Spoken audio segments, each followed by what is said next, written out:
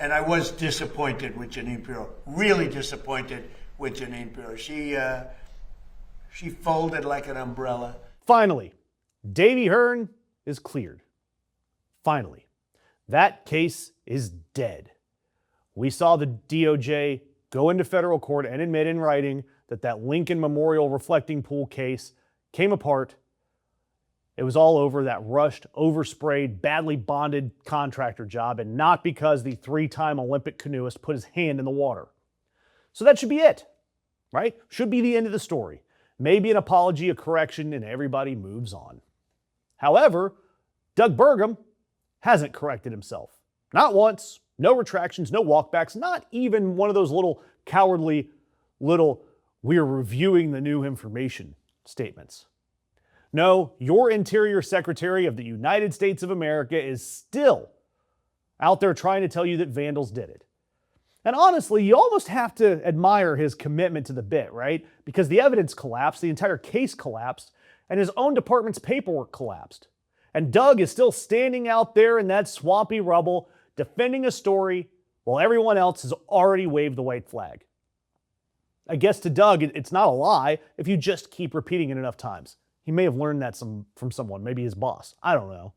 And look, I have covered this damn pool more times than I ever expected to cover a body of water in my entire life, and I was a scuba instructor during the oil spill. But 2 things just happened here. First, Hearn's lawyers went back to court to make sure that this case can never be resurrected. They're not satisfied with the charges just being dropped. They have now filed to have this case fully dismissed with prejudice, meaning no prosecutor can ever dust this case back off and come back at him. And the reasoning is the part that should stop you cold, because they wrote that the Justice Department has repeatedly demonstrated its willingness to seek or reinstate criminal charges to satisfy the president, irrespective of the law or facts. Again, they're telling the truth in court because they don't believe the charges are actually gone, because they don't believe this DOJ is or has ever been bound by evidence, which it has never been. And second, a federal watch group, PEER, P-E-E-R, formally called on Congress to investigate this entire fiasco. And they did not hedge a single word. They said that Burgum had every opportunity to tell the truth. And instead, Burgum chose to repeat this vandalism story that his own staff and the DOJ's own filings have already demolished.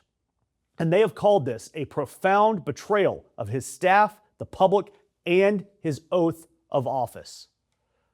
When the government torches a private citizen's name and then just declines to untorch it, what would accountability even look like at this point? The president's just going to protect the guy.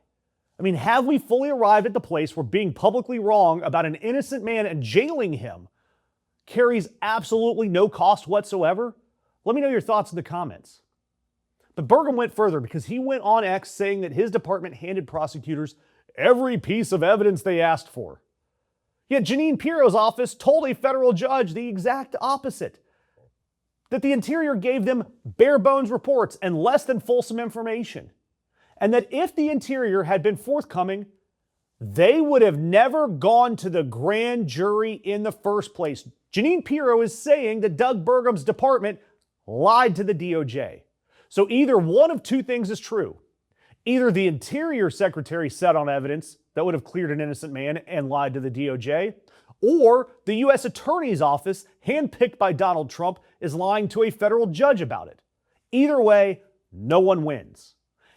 And President Trump's contribution to all of this was to attack the prosecutor because she told the truth, saying Pirro choked, said she folded like an umbrella, and then he blamed the judge for being mean to her. But then it got carried away because the judge was extremely unfriendly to Jeanine. And frankly, I think she choked because the judge was really vicious. Instead of going after the people that did it, the judge went after her and went after her department. And I guess she choked. I don't know what the hell happened. Are you reconsidering her role? I don't know what. You don't. You're fake news. Don't ever talk again.